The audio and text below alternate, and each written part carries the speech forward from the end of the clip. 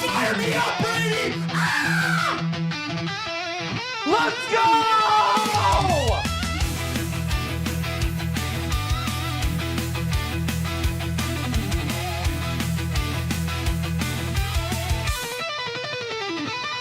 This guy's silky.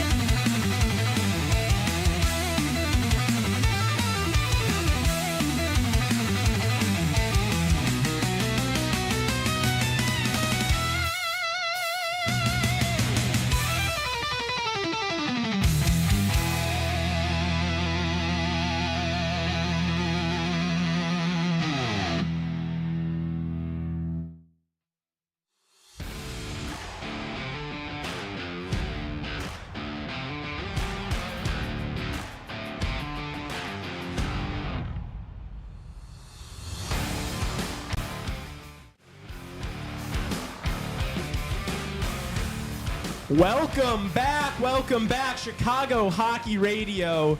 It's Hump Day. The weather is disgusting out. I mean, can we do something about the weather? It's getting ridiculous. All right, we're like entering summer territory. It's disgusting. I'm upset about it. But what I'm not upset about is Justin Lynch being right here with me in the same room, back again. Very excited to have him. I'm Lee Grossman. With us is the whole team today. We are back to full strength. Raven Gasser on the ones and twos. Tassos Kirkos is here. And Tim Tebow's also in the other room. I know we've got some Tim Tebow fans out there. We've got a big show today, Justin. We've got a big show. We've got to talk about that game last night, the first game of the Eastern Conference Finals between the Florida Panthers and the Carolina Hurricanes. We've also got to tee up the game tonight. We've got a Mount Rushmore. We've got quite a bit of NHL news to get into. But before we do all that, I do have to say, Chicago Hockey Radio has officially hit 750 subscribers on YouTube. Let's go. And I wish we could get a horn, but yeah! Let's go. Thank you for that horn. With that being said, please continue to spread the word of Chicago Hockey Radio. If you are watching us or listening to us right now and you listen to us regularly and you have not hit that subscribe button, because I know a lot of people do that. All right, I do the same thing on YouTube. You know, sometimes I'll watch somebody for a long time, and it just pops up in my suggested page in my algorithm, so I don't have to subscribe. But please subscribe, because it helps us continue to push this content out for you guys. So please hit that subscribe button and hit the notification bell afterwards, because then you'll be alerted when we go live. And I say it every time I do this. We do everything live here, so that's very important. And follow the Instagram, Chicago Hockey Radio. We post a ton of stuff on there. It's worth the follow. Trust me. You can stay up to loop when we go live and everything we do here on the show. So it's a good way to do that. And then if you listen to us on Apple Podcasts or Spotify, 5 stars, baby. 5 stars. Yeah. Not 4. Nope. Not 3. Definitely not 3. 5 stars. Definitely not 3. Yep. And maybe a review, a kind review, or maybe a mean review about me. But then other than that, a review. But it still has to be 5 stars. Still has to be 5 stars. Yes. Yes. You can offer constructive criticism, but yes. Yeah, you better reward us with a review. Exactly. All right. Where do we want to start today? I guess we can start talking, because I haven't talked with you in person about this. It does seem like the next. Chill.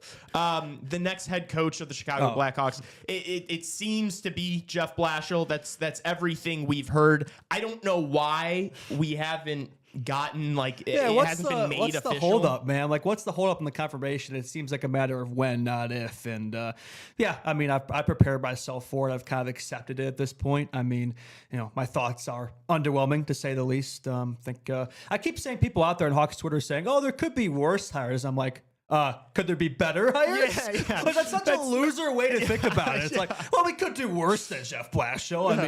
There are worse options out there. It's like, well, I think there are better ones too. But okay, Jeff Blashill it is. That's something you say when you're like settling for anything. Yes, exactly. You know, it's like, Yeah. oh, it could be worse. It's like, yeah, but that doesn't make this not bad or not ideal. Oh, they won a USHL championship in like 2012, 2013, the Calder Cup like a decade ago. So clearly just go with the young guys. Yeah, right? yeah. It's People clearly very talk proven. about how good of like a young guy's coach he is, and how like good of a develop. And it's like he's been in the NHL for like a decade. Like, Yeah. like what And do what did he accomplish with that with Detroit? Not much. It's like, oh well, Sider won the Calder while he was there. It's like, yeah, I'm sure that had everything to do with Jeff Blashill. So, and I know he's been assisted the last few years in Tampa Bay, but I'm not sure how much credit I give him for Tampa Bay's success. I think that's a John Cooper merchant probably, but maybe he's learned something under him. I don't know. So, we shall see. Again, we don't know for sure. I know there are other teams that are interested in him too. So until we get that confirmation, we can't say for sure that he's going to be the coach. But all signs seem to point to that direction. So we'll see if we hear something about that soon, maybe this week. It would be nice if they release that information during the show so we could talk about it, and hopefully not after the fact. But yeah, Probably won't happen. It'll probably happen like 10 minutes after the show's over. Yeah, that's probably 'cause how it works. That's kind of Yeah. how things happen. yeah. If he gets hired, like I do really want to know who else they interviewed. Who Yes. else did you talk? Like, what Yeah. were the other options?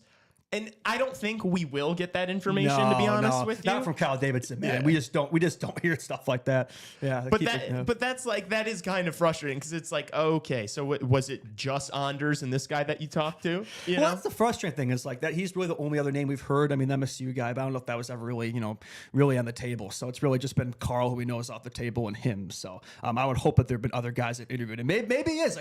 Maybe he is the best option amongst guys that we've interviewed, right? I find that very hard to believe. But again, information we don't have. It's all speculation. So yeah. And in terms of Sorensen, it does seem pretty likely that he will at least stay on in another role as an assistant or dev coach or something, which I'd be cool with that. If he's not, as long as he's not head coach, if he's still in the organization, the young players like him, so he can help with the development. So I'm cool with that. Yeah, and it's like, it's a great situation, because then if Blashill doesn't work out, you've got Anders Yeah, Sorensen. you got him there. He could always be the interim 2.0 again Yeah. when it's inevitable. This will be another pit stop coach. Just you watch, man. Like Blashill, I'd be surprised. That just seems like a short-term Band-Aid that eventually got the rip off in the future again when you find the real guy, which, again, based off of where we're seeing we want to go this offseason and beyond, I don't think this team's still going to be pretty rough for a little while. So, Does FanDuel have odds on The Blackhawks coach? on will Blashill be fired in 3 years? Oh yeah, You they should have those odds because that's kind of been the theme of the last pretty much every Hawks coach since Quimville. It's been a year or two, and you're gone. So, That's kind of like, yeah. but Justin, that's like my thought. Every time I see anybody saying anything positive about him, I'm like, yeah, like maybe he is good at, bringing along these young players, and maybe he is better than Anders Sorensen. But it's like, do you believe that this guy is going to win I don't. He hasn't shown it. He hasn't proven it. It's like what? I mean, he hasn't really shown me any. I mean, I guess he has won at every other level, but it's like, well, the one level he hasn't won is the NHL. So, yeah, I mean, you can only gain so much from that. Yeah. And so I guess if the answer is like, this is just a pit stop and it's a necessary, stepping stone to getting there, then fine. Yeah, right? and Sorensen can help him. He's here, so it's like he can hopefully get him up to speed on where these guys are at in the process. So at least keeping somebody from his current staff. I am curious to see though. It's like, is he the only guy who stays? Like, do the other assistants stay? Like, what happens with that in that regard? I don't think that's something we really talk about enough. Really, it's not just the head coach, but it's the whole staff. So does that go through some systemic change, or is it really just the head coach and Sorensen as assistant? Is that all that changes there? I'm curious to see what happens there. Yeah. We will find out. I would assume this week. I would assume You would think, pretty right? soon. And please do it during the week. Don't do it during What the if- weekend. I don't want to be like in the Indy 500 green flag, and then all of a sudden I get a notification on my phone that Blashill has been hired as Hawks head coach. So that would kind of ruin the day. Imagine he gets hired somewhere else this week. Like, can you imagine? I'd be okay with that. Yeah, Boston or the Kraken. I think. Take him off our hands. Yeah. No, but what would that then like if he decides to go in a different direction? Oh, I Because see what you're everything saying. we've heard up to this point is like, yeah, this is probably I guess the next that wouldn't guy. be a great look. What if It that's the guy you not want? for Kyle and then, Davidson, I don't Yeah. think. For the last week, we've heard it's pretty much all but done. So and then he bolts. It's like, And it's like, you couldn't even get Blashill? yeah, it's like we're going David Carl. It's like now we have to beg Jeff Blashill to come coach his team. So it's like, well, okay, then I guess if that doesn't work out, then is it just dude, Anders that would be Sorensen? brutal. Do you know what like people are gonna say to us on social media? Like, I just feel like people will clown the Blackhawks organization if Oh God! Like, I mean, not like we've grown kind of used to that. You guys can't even get a coach, let alone Mitch Marner. Is everybody's going to be replying to me on that reel and TikTok that we posted yesterday.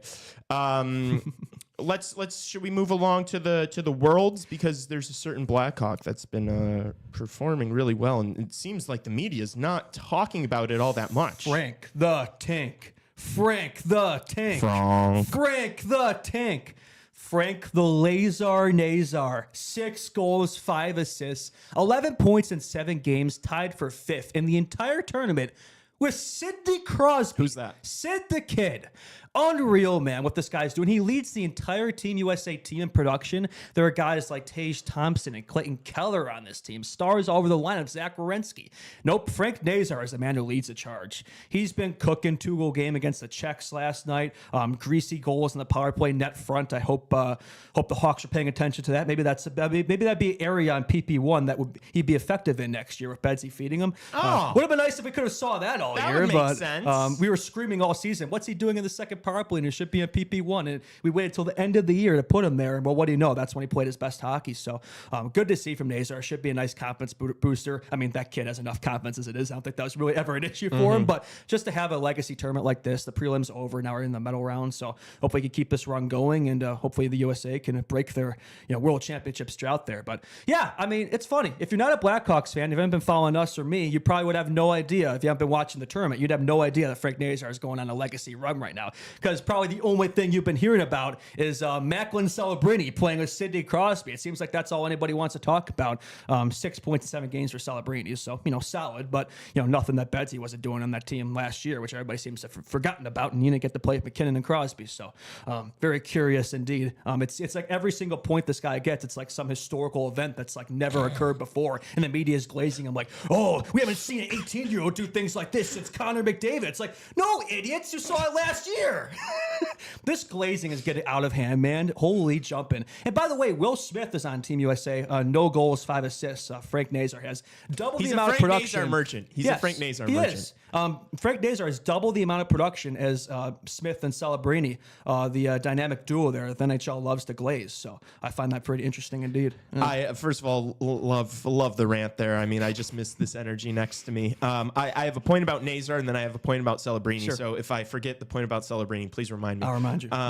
But the thing I love most about Nazar is that this kid is willing to do whatever it takes. Literally whatever it takes. Like, not just to get in the lineup almost. It feels like that's kind of how it felt this season with the Blackhawks. And he has the talent to be a guy on the power play that's like creating 1,000%. And making plays. Yeah. But the fact that he's like, no, I think I could find myself a role net front. The greasy areas. Yeah. I love that so. And that's why I mean, we to say glaze, but I mean, that's why we here at CHR love Frank Nazar so much. And it's just like, when people like disagree with me and say like, oh no, like too lofty of expectations, you think he's going to be a star? It's like, well, I watched the way he plays. I watch how talented he is on the puck.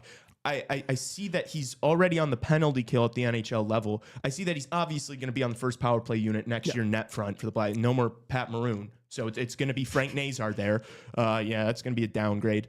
Like, I see all those things, and it's like, yeah, dude, he's like inevitably going to be a star. He passes the eye test. I don't know what else you have to see. Like, I just don't think you're watching him closely enough. You probably just look at the stats and thinking, oh, he had 26 points in 53 games. It's like, that doesn't tell the whole story, man. And if you watch them, most of those points came at the end of the season. He really came alive. So next year, hopefully, driving his own line, the second line, or maybe he's playing a Bedsy all year. Either or, it's a good combination to work maybe with. A bit of both. Maybe a bit of both. And we've talked about that. Yeah, maybe a bit of both. Like, if I would like to see them both driving their own lines, but when things get hairy, put them together. Yeah, nuclear option. Put Nazar and Bedsy together. Yeah, exactly. Yeah. And yeah, it's not even just the eye test with Frank Nazar. It's just like all these jobs I've just mentioned that he can do for your team. Even when he's not producing, he's effective. Yes. Like he does important roles, important things for your team, He's as good on the regardless of what he's doing on the score sheet. And I have confidence in saying that I think he's going to be a very successful scorer in the NHL. And here's as well. the thing that's impressive about this tournament too. Like it's not like he's been playing a ton. Like he has been on the power play and the PK, but like, he's been on the third line a lot. He's been playing with guys like Drew O'Connor and Michael Asamont. I mean, he's not playing with Sidney Crosby, Nathan McKinnon out there. So the fact that he's able to drive his line, no matter who you play with Frank Nazar, he's going to produce and give his best. You can play him wherever, and that's a hell of a talent. And being like opportunistic as well, Yes, because like yes. that was kind of the concern as the year was going on. We were seeing more and more Frank Nazar. It was like, oh my gosh, this kid's a dog. We love him, but let's work on the finishing. That's what we kept saying it, right? But he's going to be so good when he learns how to finish. Like you could probably do a drinking game every time we said that in the show, and we finally started to see it towards the end of the year, and we're seeing it now. And let me tell you, Lee, I don't think that's going to be a problem for him next season. I said it on the live stream yesterday, but it's like at least 50 points next year, assuming full health. And honestly, I think that's selling him short. I think he could well surpass that. I agree. Yeah. I don't think you're talking out of your you know what here. No, I from what I've seen, I have all the faith in Frank Nazar to be a really successful player at the NHL level. Hell yeah. The Celebrini point. Tassos, I feel like maybe was just trying to piss me off at the end of Monday's show. But he had the take that, because we were talking about Celebrini being at the Worlds right now, playing with Sid, getting the glaze, and Bedard being in Vancouver, working on his speed, not being at the Worlds. Tassos said, watch Hockey Canada take Macklin Celebrini to the Olympics next year and not Connor Bedard. What are your thoughts on that take? My thoughts on that is, Tassos eating the recency bias media merchant allegations there. 8 points in 10 games, 5 goals, 3 assists for Bedard at the Worlds last year, which everybody seems to have forgotten about when he was in the same situation as Macklin Celebrini. The needs of a year 2 player going into a year 3 season versus a year 1 player going to year 2 season. Vastly different. I think Bedsy made a decision where he thought, his off-season routine last year, whatever he didn't work, and he's changing it up. He knows he needs to improve in certain areas, and I think it's a very mature decision. Look, would I have loved to see Bedsy in this tournament this year? Yes, and let me tell you, I think he'd be doing a bit better than 6 points in 7 games if he was playing Sidney Crosby every night. Let me just put that out there right now. And if he was in this tournament, he would be. I think all that talk about Celebrini being better than Bedard, I think would be put to rest pretty quick. So it does sadden me that he's not in this tournament because I think it would have proven a lot of my points right, because Bedard hasn't had that in his career. He hasn't played with a Crosby yet or a McKinnon. And look, when he decided not to play in the tournament, neither of those 2 players were there yet. So in hindsight, it's easy to say, oh, look, he's missing out on experience with Sidney Crosby. But it's like Crosby didn't show up last year, and he was a late add to the roster. So again, will that have changed his mind? I don't know, but I think that's a recency take. Like just because Celebrini's not doing anything in this World's tournament that Bedsy wasn't, and Celebrini again. Rookie year had pretty much identical stats to Bedsy. So I've seen this narrative thrown around so much that Celebrini's had such a more impressive rookie season than Bedsy, but it's like Bedard had far less to work with and put up the same numbers. So I don't really know what that's all about. Like I don't really understand it. And both teams at 52, so they're both ass. So I think bottom line, if I'm gonna be honest with you, like, and it saddens me to say this, I don't think either of them are gonna be there. Like I don't think Canada's gonna send either of Bedsy and Celebrini to the Olympics next year. If I'm gonna be honest with you, I think they'd rather have a team of experience like we saw at the 4 Nations, right? Like I think if they were on the table, we probably would have seen them in that tournament, but we didn't. So I just think that Olympic style game, unless Bedsy gets off to a crazy start next year, which we can't rule that off the table. I think if Bedsy gets off to a hot start next year, I better see some apologies for why he didn't show up to the Worlds. Maybe that extra bit of rest and development time definitely would have been proven to have worked for him. So, I think for Bedsy, if you want to be an Olympic team, get off to a hot start next year. But if he's not, it's not that of the world. So, but, I don't think so. I think there are other players that probably send ahead of Macklin Celebrini, though. I don't know, but that's just me. How do you feel about Porter Martone? I like that. Replacing Bo Horvat. I like Team that Canada for multiple at the Worlds. reasons. Yeah. Reason number one, I'm nervous about this number 3 pick. I think you are too. I'm worried that KD is going to overthink it and reach for somebody who really should not be picked at number 3 overall in the draft. So I think Martone's the guy. I think Frundell's going to be the best player in the draft. Really? Is that right? You sound like Chad over there. Dude, Porter Martone is the best fit. James Higgins is the best player available. Frundell is neither. No. Where did this talk come from that Frundell is apparently the best thing since sliced bread? And not just Frundell, like this Caleb Denoye and the Jake O'Briens and all these guys. It's like, why are we overcomplicating this, dude. We're picking a 3. What are we doing here? The thing that bothers me most about it is that, like, you never hear somebody talking about Frundell and not comparing him to Leon Draisaitl. And with Denoye, it's the same thing, but with Patrice Bergeron. And it's like, oh man, if you take Porter Martone, you're missing out on Leon Draisaitl and Patrice Bergeron. And it's like, what is wrong with you delusional people? Like, you don't know that. Like, odds are those players are going to be nowhere near those comparisons. No, that's just putting on unrealistic expectations, man. Like, we'll get Porter Martone, man. Like, we're missing that type of guy in our top 6, that power forward with size. I think he'd be perfect to play at Bedsy, right? And yeah, so I think him playing in this tournament, I mean, who knows how much ice time he's going to get. He's a late ad, right? Might not play that much, but if he could show out, show some flashes, hopefully KD's paying attention. And not just KD. I hope Mike Greer is paying attention. Maybe he plays. I know he and Celebrini played for each other in the before the tournament, some of those pre-games, and they showed some pretty good chemistry together. So maybe the Sharks see that. Schaefer's taking it 1, and maybe they take Martone instead of Misa at 2. I mean, they've got 2 good centers already. Right, exactly. They have the center situation figured out. It's like people want to talk about the Hawks needing a center. Like, the Sharks really don't need a center. So, yeah, I think it would make sense for them, honestly. So, and then Misa falls in our laps at 3. So, either or, hopefully, Martone performs well, so he's the clear-cut pick at 3 if Misa is not available. And if Misa is available, then perfect. He had himself a tournament and convinced Greer that his chemistry of Celebrini was something not to be passed up on. So I might be being delusional right now, but you can't help it. No. I mean, this is our job now in the media is to sprinkle these little nuggets. These little nuggets and push a narrative. Right? Like, let me tell you, I don't think Misa.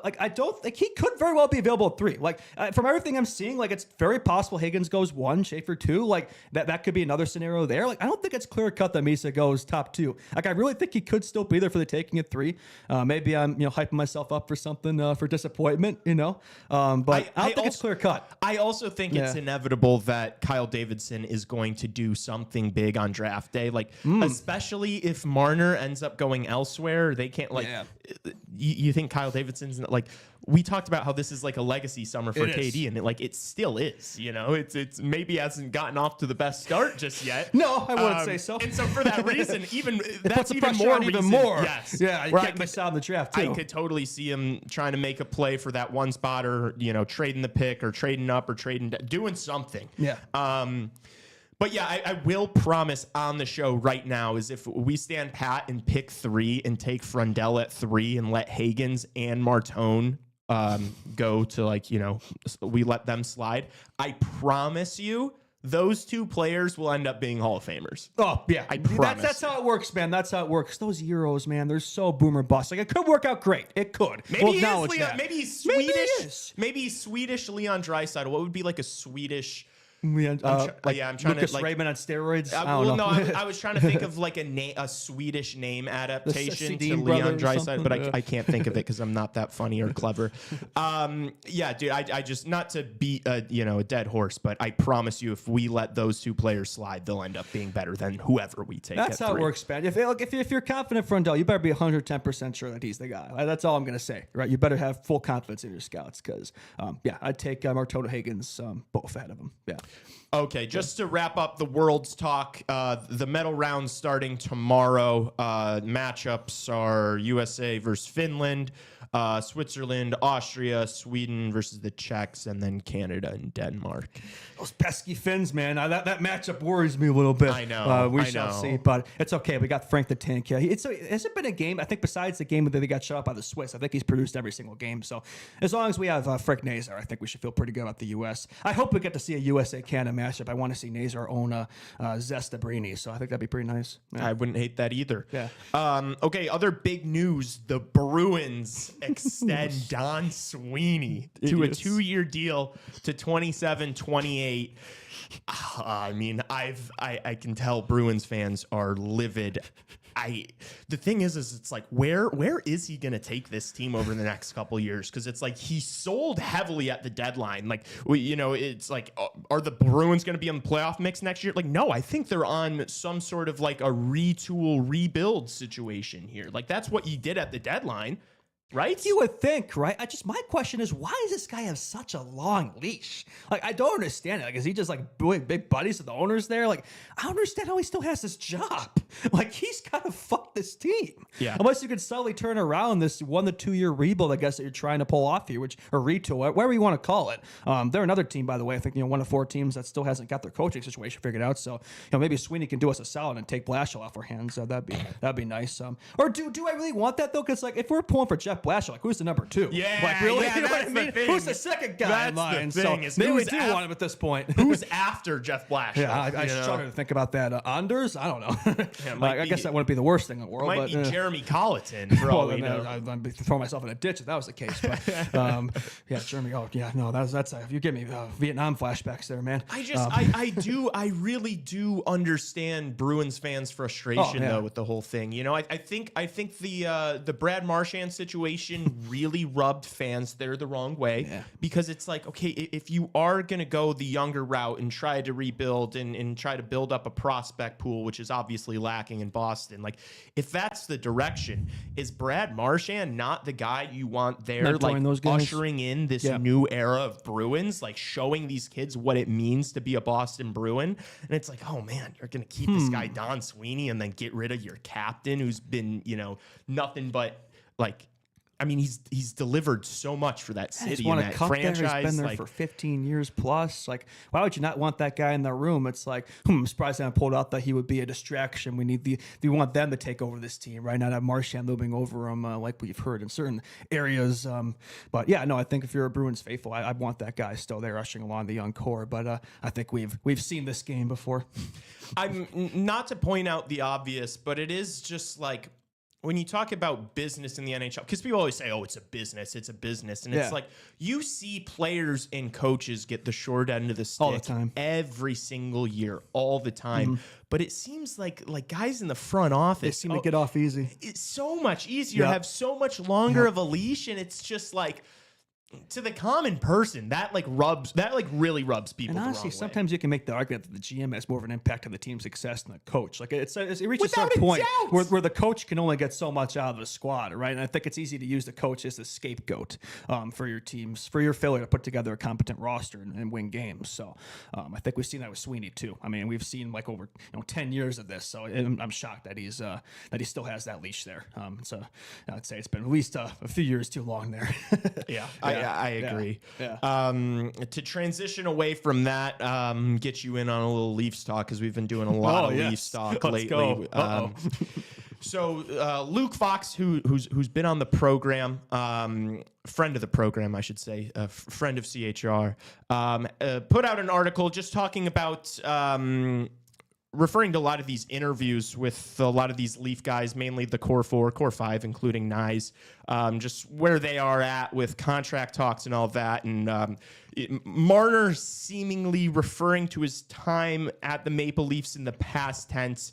I think everybody knows he's gone. He's gone. Yeah, no, everything he said, every quote, his body language, I think he's ready to be out of there and move on to get a nice change of scenery going in red. So, yeah, I think I can't really blame him there, wanting to get out of there. Just that the media pressure he's had there, which I know people don't want to talk about that stuff, but it's a real thing. I mean, that's your childhood team, man, and you put in over a decade there, and I know things haven't gone well, maybe been a part of it, but I can understand the frustration blowing over at one point and wanting to move on. Do you think that his I feel like his decision has already been made probably prior to this? Like looking back at the situation in hindsight, the Leafs tried to get a contract extension with him done this season. It's true. And he turned it down, and I think it was like $13 million. And it blocked the Rantanen trade because they were going for him. Yeah. And so I think he probably was like, look, I'm going to commit this last year, and if it doesn't work, I'm going to leave. And it didn't work. And it's like you knew it wasn't going to work out. Yeah. And now he's going to leave. And it's like, and then I guess you wonder why this team like underperforms in these big moments. And it's like, well, this guy already kind of had his mind made up that he was going to be on the way out. I mean, to be fair, it's been 9 years of this, and I think it's that entire squad there, especially including their captain, Austin Fraudviews, Captain Choke. So I think he plays a bigger part. I think Marner's got a lot more critique, and deservedly so. I mean, he is in a contract year in the situation. Like, I understand the extra actually been a critique he's gotten. Don't get me wrong, and especially when you're shouting at your team to wake the fuck up, whatever his quote was, and you haven't really been performing in those big games. I think you should probably take a look in the mirror too. Definitely part of that. I'll acknowledge that. Like there are things about Marner and his attitude and certain things that definitely worry me a little bit, but I think there are other concerns that are trumped versus attitude. And that's kind of like the thing that I've been laughing at over the past however many hours. We put out that clip yesterday from the podcast on Monday of Tassos and I talking about the Marner situation. And I mean, we've got like... It's a good clip. It's like 40,000 views across TikTok and Instagram. And so it's reached an audience beyond just the regular Blackhawk CHR. So Wish I was there.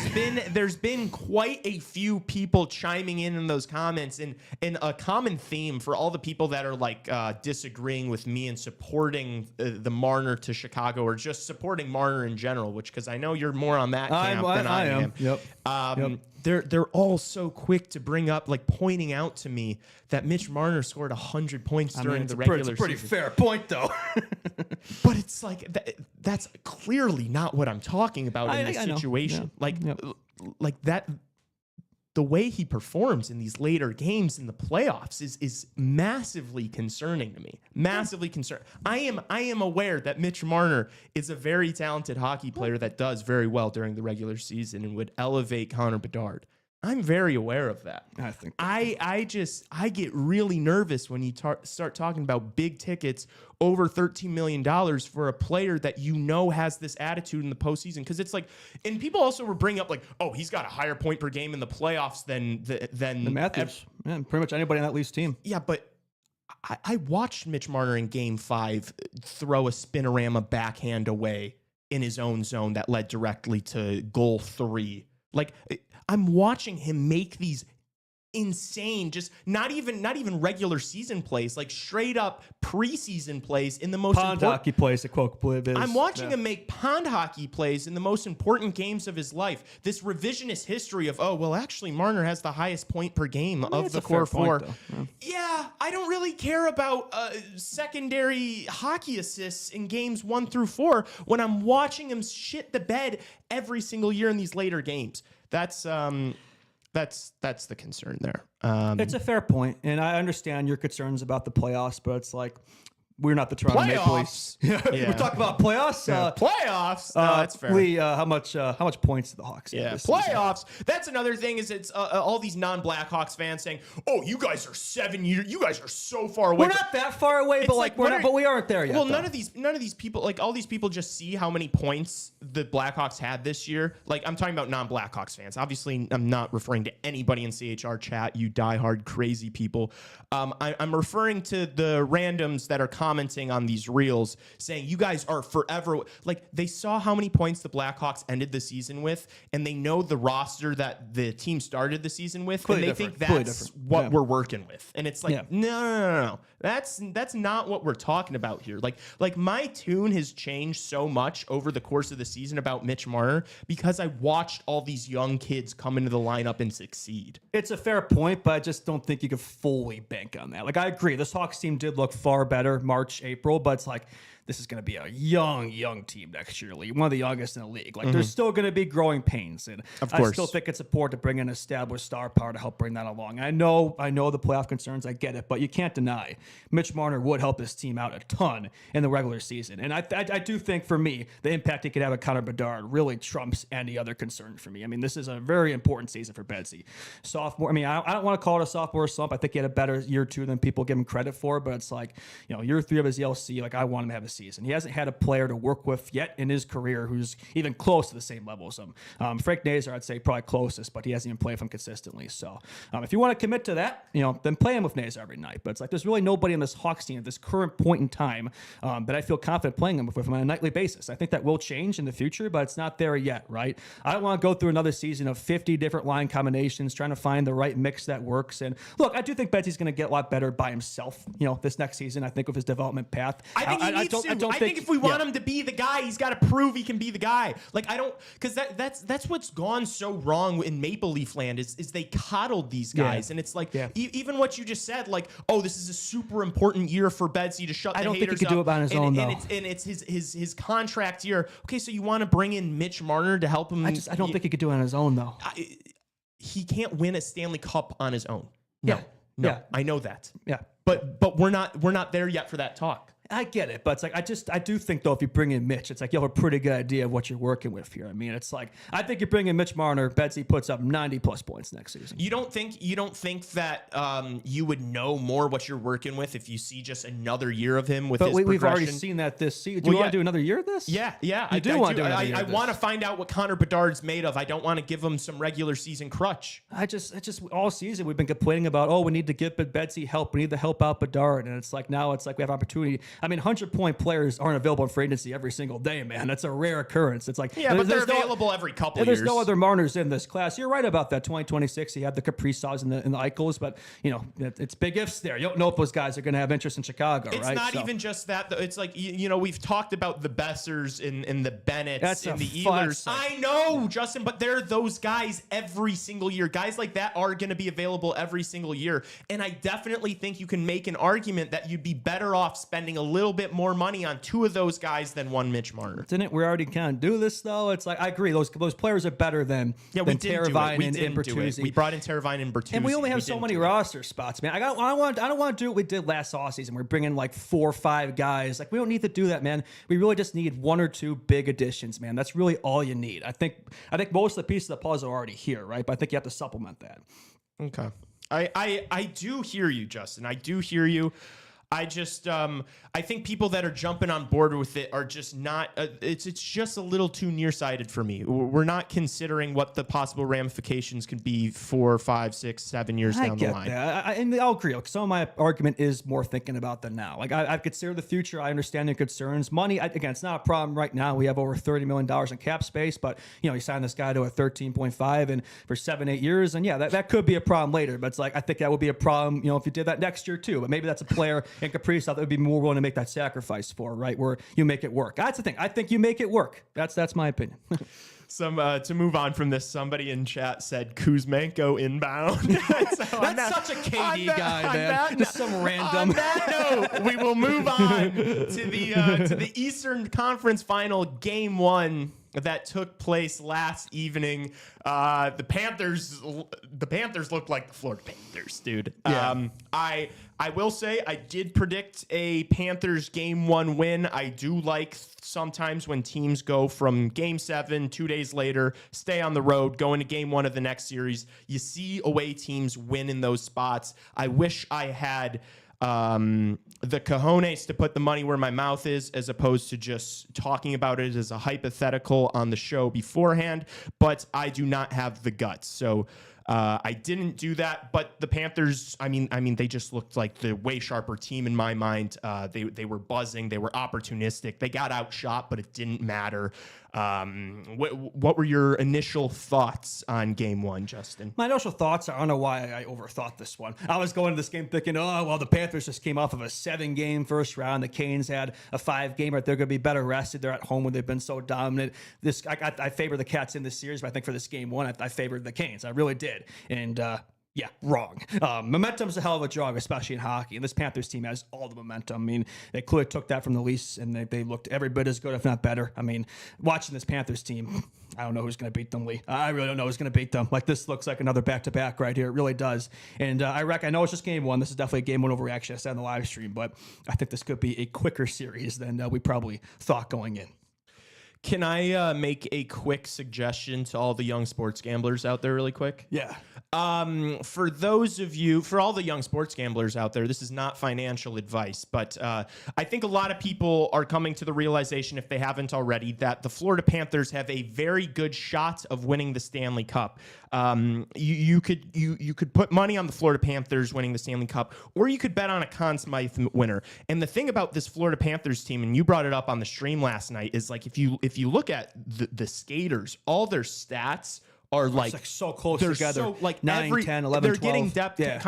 They're getting contributions everywhere. Like I felt last year, Barkov probably should have. If it was going to be somebody on the Panthers, it should have been Barkov. But this year, he hasn't had that like overwhelming, like, oh my gosh, he's clearly the best player on this team. I didn't know who you give the consummate to. I just give it to the whole team. So here's going to be my suggestion. Take Sergei Bobrovsky right now. Right now, I don't know what the odds are. I haven't looked at this, but if you take Bob right now, if they get through this Canes team, look, this Canes team's formula is obviously it's the man defense, it's the dump and chase, but it's high volume shooting. They're going to be peppering this guy every single night, and it's not going to be the highest danger chances, but people are going to look at his stats and go, well, they got through the Canes in 6, and Bob got out of there with a 927, a 930, saving 30 shots a game. Bob will get the Conn Smythe for this Florida team based off of this series. And so I to all you young sports gamblers out there, if you're leaning Cats to win the whole thing, I'd throw a sprinkle on Bob Conn Smythe. It's not like they have that one guy in the skating rotation where it's like who stands out above the rest, right? I think you could argue there's been 6, 7, 8 guys who've been equally as impressive. You could argue any of those third line guys could get anyone from the first line to the third line, and even a couple of the defensemen too. I'll even throw Seth Jones in there. Like, let's get the Seth Jones Conn Smythe run going. I wonder what the props are on that one. No Maple Leafs killer Seth Jones. I finally did something impressive. Thanks for the number 25 overall pick. That we'll see what we do with. That'd be a fun show. Who we drafted 25. I think I banged my head on a table. But no, for this Panthers team, I think Bob. It was a bit of a shaky start, but he's locked in ever since I'd say that game 3 and against Toronto. He's looked like himself. For game 4, like he's been unstoppable. So looked like himself from last season, which I would argue if it wasn't McDavid, I probably would have taken Bob even last year, honestly. Although Barkov's a fair one too. I think I'd like to see him if the Panthers come away with this one. He'd be a good pick. What about Bob? Good movie. But yeah, even last night, 31 saves, 33 shots, and it's like if you looked at this game last night, you just look at the stats. Oh, the Canes had 33 shots and the Panthers had 20. I guess the 5-2 scores to tell the whole story, but it does tell the whole story. It's like if you watch the Hurricanes, there isn't really a game that goes by where they don't outshoot the other team. Doesn't mean they're the better squad. A lot of those shots are outside perimeter. They did get some good looks. Bob made some huge saves. Don't get me wrong. Right? They weren't all nothing burgers, but I think the Panthers are more opportunistic. I think their chances were higher quality, and that's like this Panthers team. Like they don't really need a ton. They don't. They get a few good looks, and that's all they really need. They have the guys that can finish. So, and the forecheck is stifling. That third line keeps going off. They get contributions from throughout the lineup. It's like everything's just kind of rolling right now. I mean, there's not really a weakness with this squad, and they've done it before. So, I hate to look ahead, but I feel like I'm already looking ahead a bit if I'm Florida. I don't think you can because I don't want to overreact to this game 1. I'm gonna predict Canes to win game 2 to bounce back. To be honest, I do see the series being closer than game 1 led on. But you could tell early on, like the Canes had the mentality that they want to get to Bob. They want to be touching him up. They want to be physical. Like they were not shying away from that.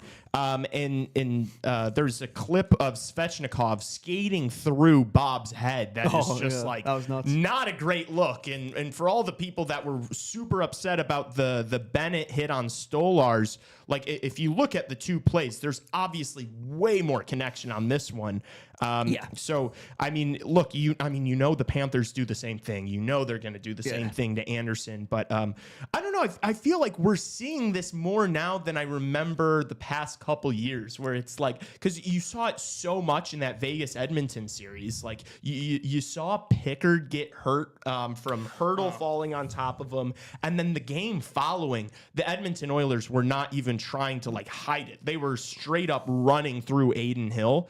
Do you remember this being like so much of a thing in the playoffs, or a little bit? I do remember some instances of like Ryan Miller and Carey Price and Chris Kreider in certain instances, but those are like one-offs. I feel like these playoffs has been like multiple occurrences of that. I do wonder what the reasoning is there for that. I doubt. I mean, maybe it is intentional. I don't know. But I'd be surprised by that. But there's definitely been more fragility, especially. I think it shows the importance of having a good tandem. You can't just rely on your starter. You need to have somebody in the wings in case something goes wrong. So, but yeah, I'd say it has been more physical in that front, which has led to more injuries to the goalies and in quite some time, which has been different to say the least. I just feel like it's clearly a part of these teams' games plans to like be bumping into the Oh, yeah, goaltenders. to annoy and him. like Yeah. and like you saw it, like Bob getting frustrated yesterday and skating to the corner. And I guess what I'm asking is, do you think the NHL needs to do something about this, or is it playoff hockey and it's, No, it's I don't think if so. everyone's doing it, it's part of the game? I think it's part of the game. And if you're a goalie, it's like if it annoys you, then push him out of there. I don't know. Use your stick. You know, it's like there are things you can do, right? If that's your territory, then you got to take advantage of it. And then also, that's on the defensive, man. Then get the guys out of there, right? That's your job. Protect the goalie. So I think this is just a part of playoff hockey. This might be a recency thing too. Like I've seen this happen before in the playoffs, especially. So yeah, I wouldn't say with self-police here. The NHL doesn't need to step in for that. No. Yeah. We talked about it, I think on stream yesterday. Like this series is gonna be so physical, and I mean for that to be the way Game 1 started with the goaltenders, but also the what did you make of the Gostisbehere Marchand situation? The Canes ended up getting a power play, and Marchand got a misconduct because he went after Gostisbehere and started chucking bombs at him. Gostisbehere clearly was pissed off about the hit that Marchand gave him. Yeah. And then he tried to just rip one at him in the neutral zone. Is that how you saw it too? Like he's trying to. Yeah, I think maybe just get under his skin a little bit, taking out frustration, which, trying to use those spells against Marchand. That's not going to work out, man. You're always going to come off on the wrong side of it. So I just love the Rat, man. He's always in the middle of everything, man. Such a perfect fit for this Florida team. It's like, he really fits in like a glove there. So it's just chaos follows him around wherever he goes, and I'm all here for it. The entertainment he provides. I know, and it's just another factor into this series that's He pisses just everybody off. I love it. Yeah, it's the water's going to start to boil, and even after the facts, like pretty much close to the end of the game, you saw. I want to say it was like Greer and Nasik, or maybe it was Greer and Schmidt. I don't remember exactly who it was, but they were going after Gostisbehere at the end of the game because they clearly didn't like that, and so. I've talked about it every single series. Like I love these storylines. I love when there's these internal beefs between these teams, especially when it happens in Game 1, because I mean it's going to carry over the rest of the series. So Ghost is going to have a target on his back moving forward. So love that stuff as it piles on. You could tell like right away for that Game 1, it's going to be a super chippy series, very physical, and don't think we're really surprised by that. I mean the way these two teams play is somewhat reminiscent, very similar. I think that's the reason why for the Canes they fade them going into the series because they haven't really faced a team like this yet. I mean facing off against a Devils team that was like half injured, and Washington had a good regular season, but as we saw, not really built for the playoffs, and now you're facing a team that's known. There's no team better constructed for playoff hockey than the Florida Panthers. So you kind of run into a bit of a wall there. So their style of play starts to fizzle out a little bit, especially in the third round. We've seen it before. How about this stat? 13 straight conference final game losses for the Carolina Hurricanes. Brutal. That's 3 series and the Game 1 of this one. I think that's 09, 19, 23 when they were swept by the Cats.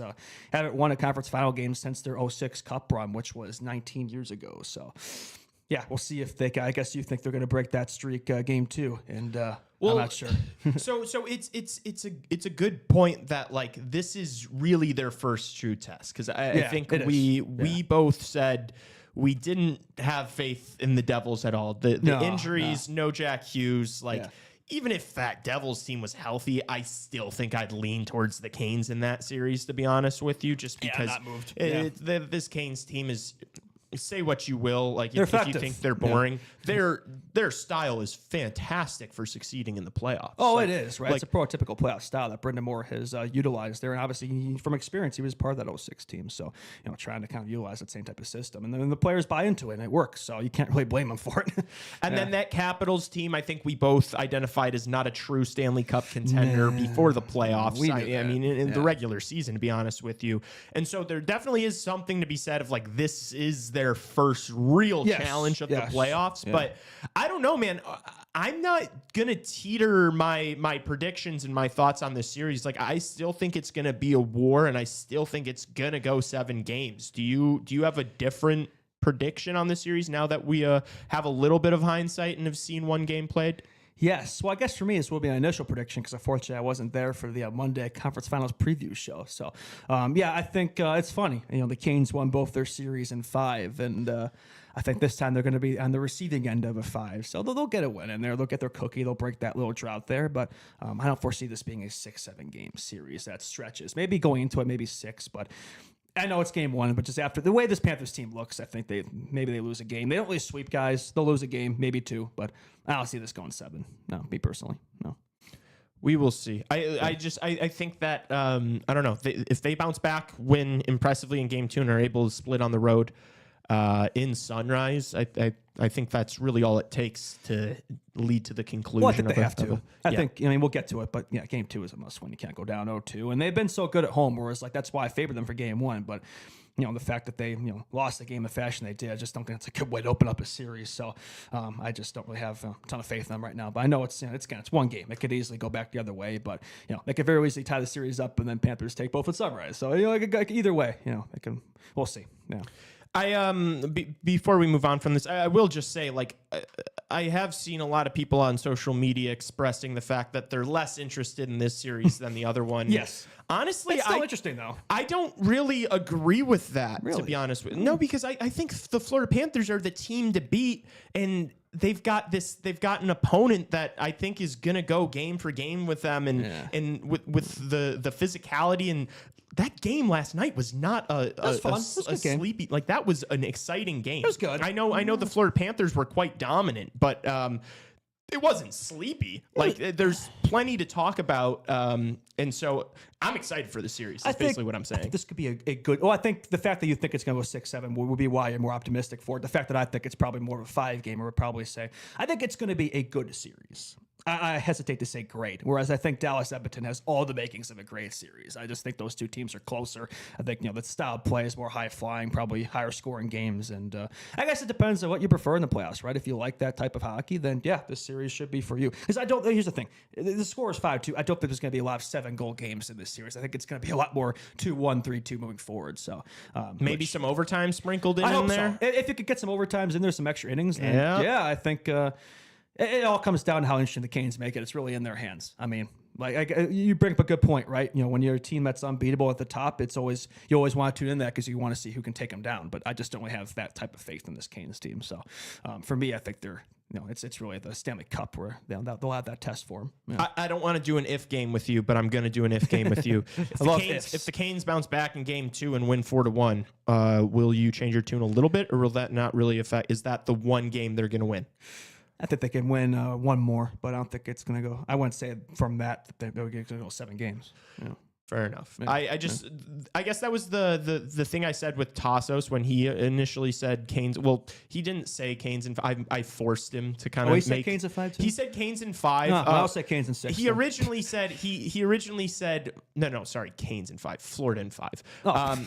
Yeah, no. You don't have the Canes winning. No one has Canes. It sounds no one has the Canes winning here Canes, at CHR. Cats in 5. But Tassos originally said Cats in 4, 5, or 6, and I'm like, come on, pick one, dude. And so I forced him at gunpoint to say Game 5. But the thing with Cats winning in Game 5 is then you think they're getting it done on the road in Carolina in an elimination game, and I think the Carolina Hurricanes would probably be a favorite in that game, regardless of where the series is at. So, Lee, you've moved me. Cats in 6. Okay, all right. That way we're each different. You say Cats in 7. Tassos says Cats in 5. Cats in 6. We're all covered here. There we go. Yeah, there we go. Someone's going to be right. Yeah, somebody has to be. Right? Yeah. Or if the Canes win, we're all fucking idiots. I guess so. Yeah. Which is very possible. It's not a non-zero chance.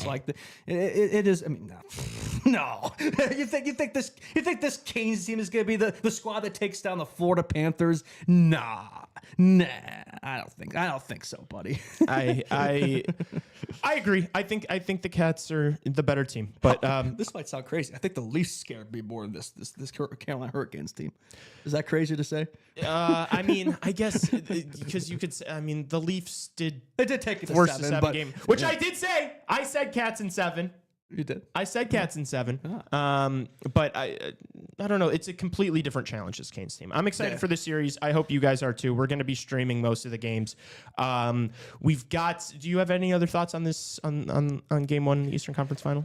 Well, I think we'll have a better idea of who the people think is the more exciting series based off of the views for the live streams, and I reckon tonight's is going to have a little bit more than the one yesterday. I think the CHR chat would probably agree that. Well, I think you even acknowledged that, right? So, but we'll see. I think as the games develop too, we'll have a better idea, and I think it'll ramp up for sure. Yeah, you can only take away so much from game ones, which I guess from that standpoint, I probably should be a little more. I should be thinking more of that, more cognizant of that. But I think this Florida team, yeah, I've seen enough. Like, I'm pretty confident in that one. Okay. Yeah, so we still have to tee up this Oilers Stars game one, which we will be streaming on Chicago Hockey Radio's YouTube channel tonight. Justin will be there. Yes, it's going to be both of us, whole crew. So it's going to be a fun stream. So make sure you tune into that tonight. Before we tee up that game, I think it's appropriate for us to hit a quick break here. We will be back in just a second. Keep it here.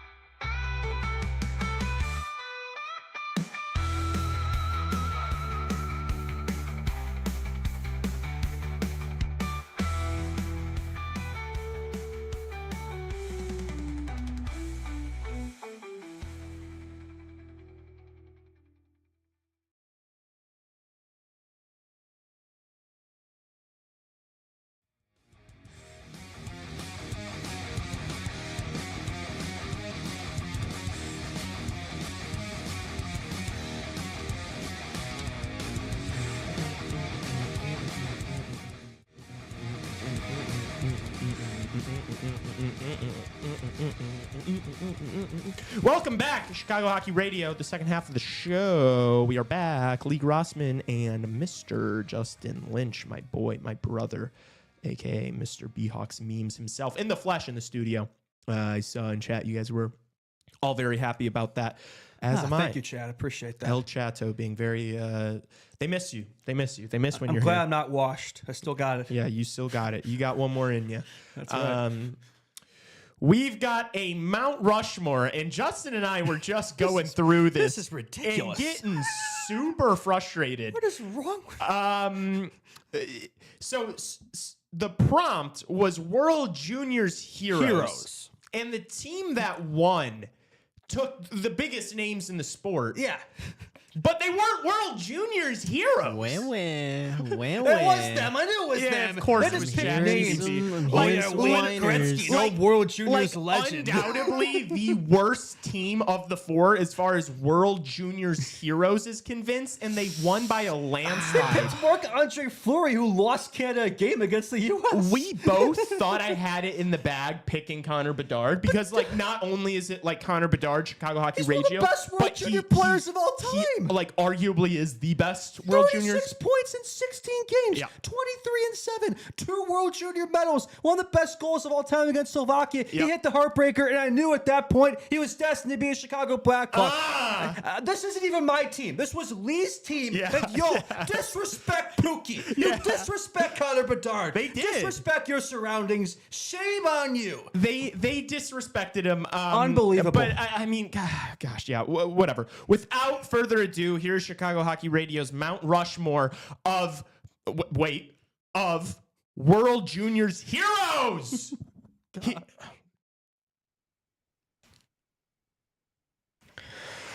Okay, it is the last Mount Rushmore that we are recording today, and it is the Mount Rushmore of World Junior Hockey Championship heroes.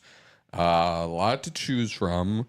A clear 1-1 if you're a loser, and who has the first pick? Oh, Lee has the first pick in the draft. So, World Juniors Heroes. There's some good ones out there. There's one Pander pick that I think Justin's gonna scream that he's not gonna get here. But throwing it over to you, Lee, for the first pick. I'm sure we'll have Tassos explain to all of us, why this is a terrible pick. But before Justin murders me, I am going to take Connor Bedard. 2023. Oh my God, Justin. I mean, 23 points in 7 games or whatever it was, something preposterous. The overtime winner playing hero ball, and was it Slovakia? I mean, come on. Give me Connor Bedard. One of the best. I mean, that's a totally fair pick. That is not a loser pick. Are you Yeah, kidding no, me? that's like 17 goals, 19 assists in 16 games. Yeah, that's broke what like Connor every Bedard was- broke like every Canadian points record in the tournament. And he did that in the modern World Junior game when everybody else up there was from like the 80s and 90s Mickey Mouse tournaments. Yeah. Like, that's not a pander pick whatsoever. That's a totally fair pick. Yeah, 23 points in like 7 games or Yeah, something. it Are you was kidding ridiculous. me? Like, World Juniors Connor Bedard is one of the most dominant athletes you ever see. Yeah, Like, literally. not even joking. There's Literally. no ways. He was different. Yeah, it was back when he was dominating his peers. Oh my! This guy. This guy is like weird. Please let salty. please let Like, the this least. guy needs to, Hopefully, like, the least will be eliminated by the time this recording drops. Oh my goodness! All guy right, needs to, like, check his pants or something. I don't know. you what's do going do a Hawks podcast, right? All right. Well, you took Badsy. This might be a bit early, but I'll always think of his legendary. I'm sticking with the Hawks theme here. Yeah. His legendary shootout Canada. Give me Jonathan Toews. I mean, that just leaves the obvious for us, but I mean, we'll take Wayne Gretzky at third, I guess. Oh, Yeah, I don't know if that was. Wait a minute. I didn't know that was super obvious. Yeah. He scored a bad, lot. my He- bad, he my had bad. he had great World Junior numbers. All right, I have 2 picks. Give me Jordan Eberle and Peter Forsberg. Yeah, he had that pretty cool goal back in 2009. Yeah, probably one of the coolest World Junior goals. Yeah. Eberle. For our second pick, we will be taking Sid the Kid. All right.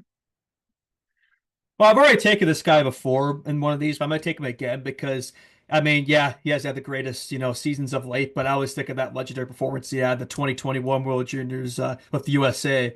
Give me Trevor Zegras, American legend. Do I have 2 picks? Mm-hmm. Oh, this is brutal. Well, you're not a big World Juniors guy. No, I mean, I've not watched World Juniors for that long, but I did watch this year, and so I'm going to go with Teddy Stiga, who scored the overtime winner for the USA this Teddy year. Stiga. Give me the Stiegmeister. The only goalie scored that tournament. That's all you need. And then I'm just going to go to Google here and take Pavel Bure, who was apparently lighting it up in the World Juniors in the early 90s. Thanks, Google. Wow, he's taking over the Ravens Sully team for ChatGPT. I like it. Had to. All right. Pretty much all the records he had amongst the Canadian stage were broken by Connor Bedard, but give me Eric Lindros, the guy that good pick. Canucks fans love to bring up all the time because they're delusional.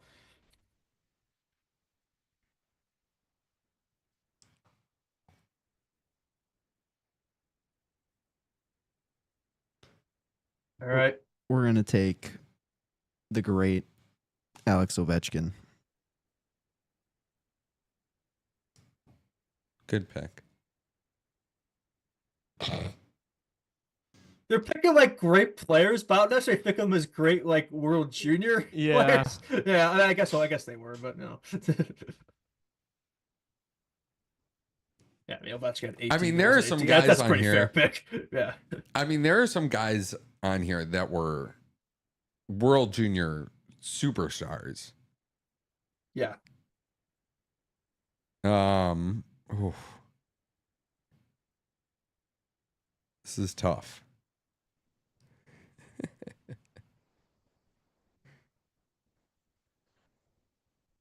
This is gonna be crazy. This is gonna sound crazy. Give me Yatsi Puljujärvi. 17 points in 7 games in 2016. They won he the leached gold off medal. of Line and Aho. Yeah. Yeah, but he That was a crazy line. Yeah. he was really good. And they won the gold that year. And give me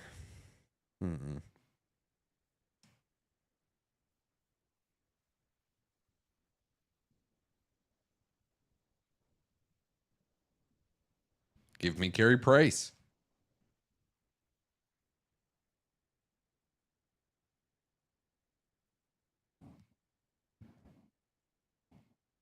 All right. For our final pick, we will be taking Marc-Andre Fleury. I always think of that play where he cleared it off of who was the U.S. player? He cleared it off of Peter I can't remember Mueller. his name. I think it was Peter Mueller. Yeah, somebody like that, and that was like that legendary gaffe that gave the U.S. their first gold medal 2004. Mm-hmm. Yeah, but yeah, good pick there. But the year before, he was one of the most stopping goalies in the league, or in the tournament. So, I mean, that's where it's like any of these guys could have 2 stories. Fair. This might sound off the board in a pander pick, but he was actually absolutely insane in the World Juniors. Had like 2 points a game pace, won a gold medal Finland, I believe. Give me Teuvo Teravainen. Mm-hmm. He had 26 points in 13 games. Yeah, no. My last pick, I am going. Oh man, I'm gonna take Trey Augustine, the goaltender for the United States. Connor Hellebuyck 2.0. Got Stiga, got Augustine. He's just picking guys from Mr. T that he watched. The World Junior Tournament he's watching his life.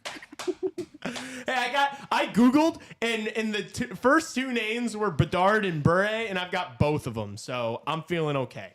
I think I should win off the strength of... You had Bedsy. You're going to win just because you had Bedsy. I should win off the strength of Bedsy, and then people are also going to be like, oh, nice, I watched this. I'd imagine that, like, most people's, in general, their understanding of the World Juniors is probably around what mine is. So I'm feeling pretty good about that. Yeah, no, I think you're going to do fine. Everybody's probably going to think you're me, too. Yeah.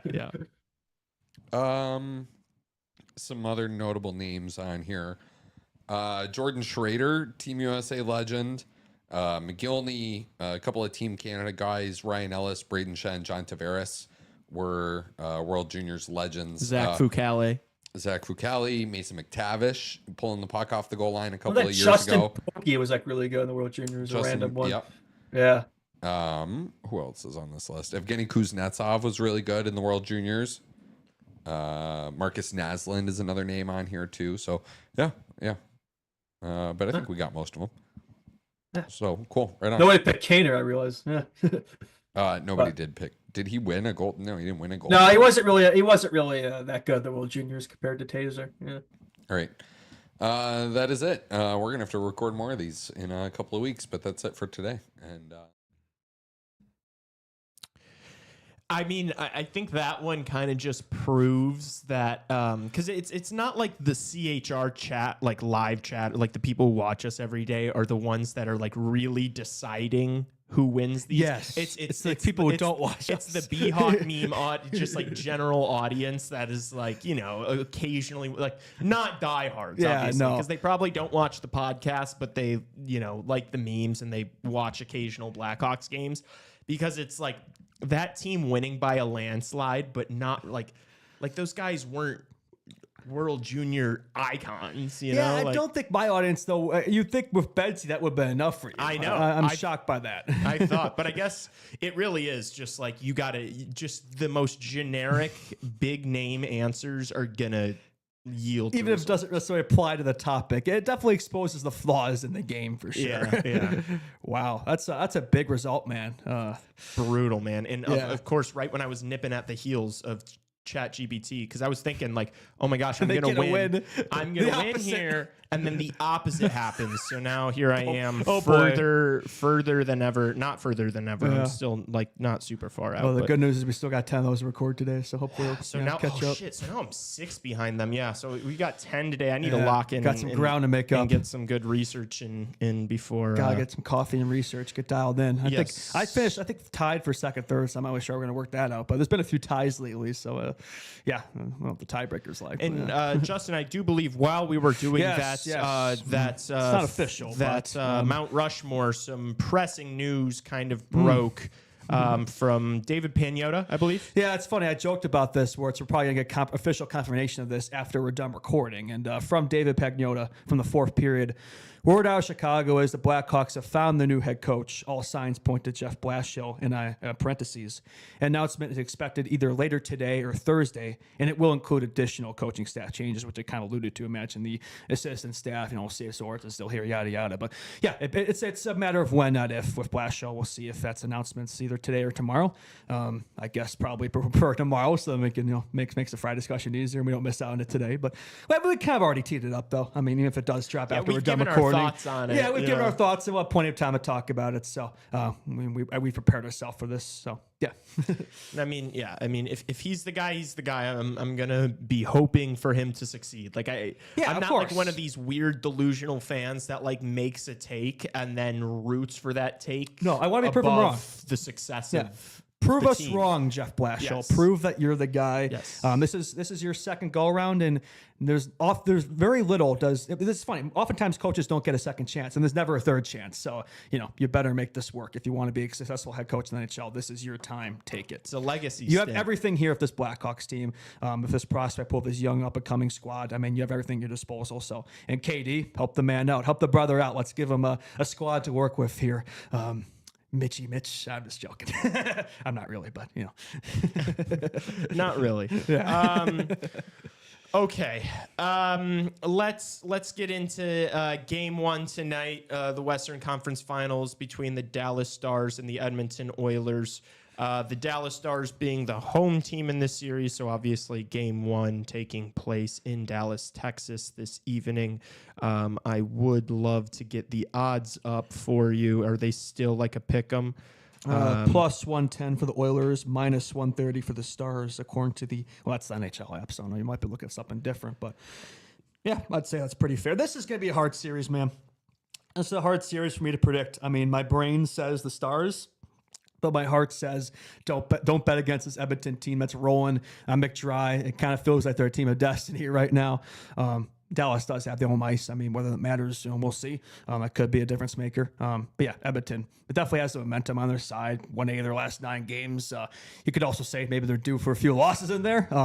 But I think Dallas will be by far the strongest team they'll face in these playoffs so far. It will be a tough test, but I also said the same thing about Vegas, and they beat them even sooner than they did with the Kings. So with this Oilers team, I don't think you could really use a logic to explain your way with this one. So, yeah, I think I'm still going to lean Dallas, but it's not a confident prediction whatsoever. I wanted to see the series odds, and if I remember correctly, I thought like it was like a pick 'em, but Dallas had like was a slight favorite on Monday. I might be wrong about that, but I'm pretty sure that was the case. Now the Edmonton Oilers are a teensy-weensy favorite. They're minus 118, where Dallas is pretty close to even money at minus 102. So, I mean, maybe that's probably just money coming in on the Oilers. But, like, dude, I mean, this Dallas team is so loaded, and they have home ice advantage. You got the Stuart Skinner question, and this thing that we've talked about a lot on the show with this Oilers team is it's like they're not really great defensively. The goaltending has been a complete McDavid and Draisaitl wouldn't agree. I know, and so that's exactly the that was the transition I was looking for there. We do have a clip of, because obviously we talked about it last week, of McDavid snapping on the reporters over talking about the way the team plays defense, and now we've got a Leon Draisaitl soundbite. So if we could play that would be beautiful. Outstanding defensive games. How confident are you just in your team's defensive group right now going in against Dallas? Yeah, very confident. I mean, I don't know how many times we need to answer these questions. Like, we've been a really good defensive team for years now, and these questions are, are we going to give up a couple more goals than we like to every now and then? Yes, of course, every team does.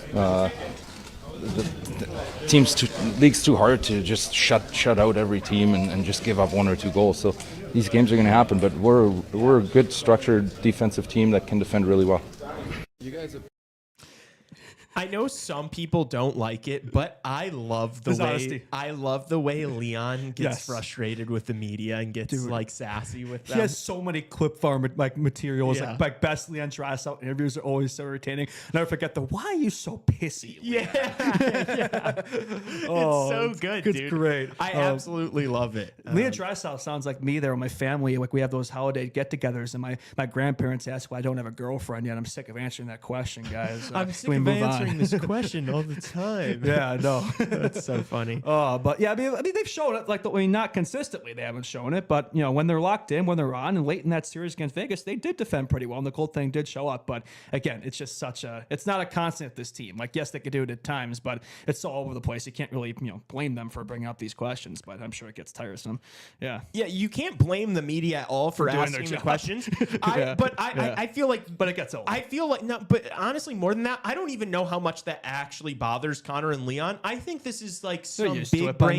No. I think this is some like big brain like leadership thing that they're doing, stepping up for the squad. Yes, you're not going to keep asking questions about the guys on the back end. I think they know damn well that at home, shit on your teammates. At home being out, their best defensive defenseman being out, and then having those guys know more than anybody that Bouchard and Ekholm and Wallman are liable for, bad defensive that's only going to get you so much, man. Like, they've seen it all the time, but it's kind of on them. Yeah. I love this from these two guys, because that's what it is to me. Speak highly of your teammates. I don't think they're actually that irritated about the question. Yeah. I think they're trying to, plant a seed in their, hey, we got you guys. They're more annoyed for them, right? Yeah. For the room. And that's what leaders do. And that's what separates the McDavids and the Draisaitls from the Matthews and the Marners. Exactly. I will say. I will give credit for that where it's due. Because those guys are winners, and they've shown it. And they've gotten much closer. And I will say, with the Hawks coaching, it's only a matter of time. With this Oilers team, it's only a matter of time. If it's not this year, McDavid, Draisaitl, they're going to get a cup eventually. They have to. They're too good. And that leadership comparison with them and the Maple Leafs guy, you don't hear these guys talking about passengers on the there wasn't passengers on the team. They're saying no, we're a great defensive team. We've been a great defensive team for years. The right mentality. They really do. And that mentality comes a long way, especially this time of year. That shit matters. I mean, I've always think of that clip from the Amazon Prime series with McDavid going off right fucking now. It's like those guys know to fire up their team, right? And they're going to do whatever it takes. And that's what we need to do this time of year. So, and that's why for this Oilers team, it's like, I know I just said I favor Dallas, but there's just something about them where I have a hard time saying for certain that, this is going to be their downfall. I don't know. I feel like they can beat anybody right now. I said on the stream last night that I was going to change my tune on the show today and confidently pick Dallas. And so I am going to do that just for the sake of having a little skin in the game. I'm rooting for Connor and Leon. I love these guys so much. I want to see them succeed. It's a brain pick, not a heart pick. Yeah, I think they're just excellent for the sport. I think they're entertaining. They're fun to watch.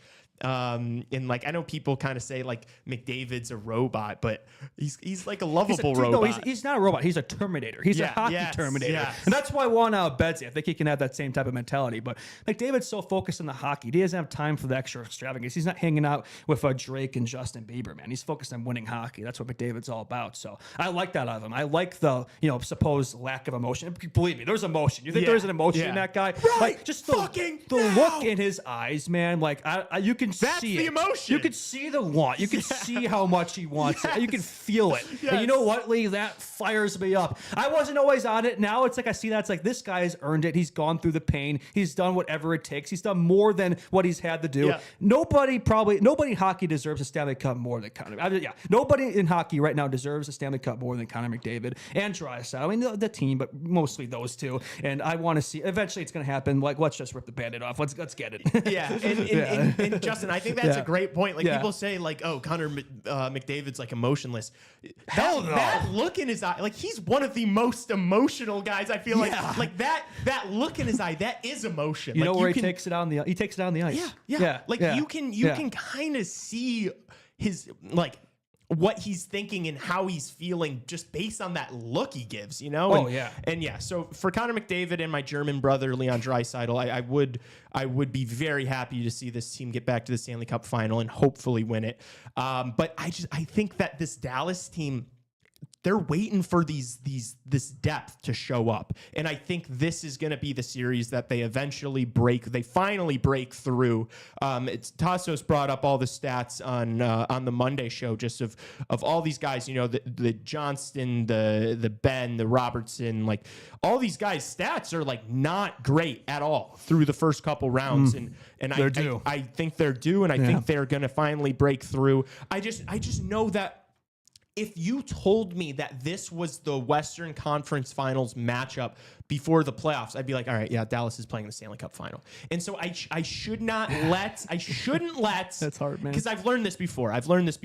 I should not let the recency of seeing, yes, Edmonton impressively take down these teams that I thought were going to be tough tests for them. I shouldn't let that sway me from the fact that, look, I think Dallas is better defensively. They've got the better netminder. They've got more forward depth. Yes, obviously the Oilers have the X factor of Connor and Leon, but I just think that Dallas has Rantanen, who's been playing out of his mind. He's been an X factor. He's been a game breaker. So I just think that Dallas is the better team everywhere. And so I am going to be changing my tune. I do think Dallas wins this. I probably will be throwing a little bit of money on them to win the series, but not too much because I don't actually want to be having to root against the Edmonton Oilers. So maybe I won't bet on it at all, actually. But I am going to be saying I think Dallas wins this series in... Jeez. Oh, now this is where it gets tough because it's like, do I think they're going to win in Game 7? Like, it's so easy to, like, make a prediction and be like, oh, this team's going to win in Game 7. But it's like, think about it. If this series goes to 7, I probably favor Edmonton. Exactly. Like, you think Leon have to do it before 7? Yeah, I agree. They're not going to lose a Game 7. But then are they going to do it in 6 on the road in Edmonton? That's asking for... I don't know. That's asking for a lot. Oh, man. This is a tough one. So you're confidently picking the Stars. I'm not confidently predicting the Stars. Honestly, I kind of want to pick the Oilers just because you're picking the Stars, just to be different. But no, I'm not going to do that. My bracket says Florida, Dallas. So I'm going to stick to my guns there. But yeah, look. You react to things in real time. You change your tune. That's fair. I think it's easy to see that with this Oilers team, right? It's like they haven't just made it to this third round. They've made it convincingly. I mean, very convincingly. So well, after the second round series, that first round series, I do not think was that convincing. After the first 2 games, I think.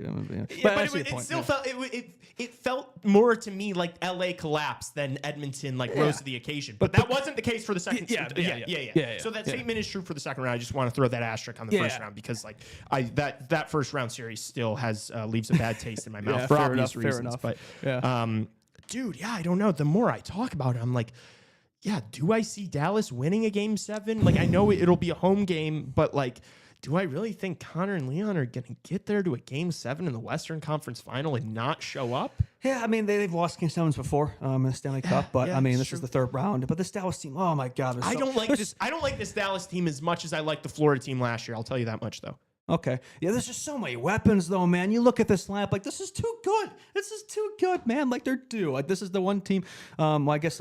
Yeah. I mean, the Panthers are the only one of the teams left of this core who's gone all the way. But I still feel like this Dallas team, they could be the one that gives them the toughest ride. Although I think both Dallas and Edmonton versus Florida is an enticing series. You get the rematch, or you get. I think this will be a fun series as well. I don't know if the NHL will love the Dallas versus Florida. I think they will. I think it's what the NHL wants. Really, the American TV deal. Rematch. The American TV deal. I think they want. I think they would be very happy with the Dallas, Florida. I think they'd love that DeBoer Maurice matchup. They've put out content. They put out a video of Maurice and DeBoer having a sit down conversation, sharing a cup of coffee. They put that out when the Panthers were down 2-0 to the Leafs.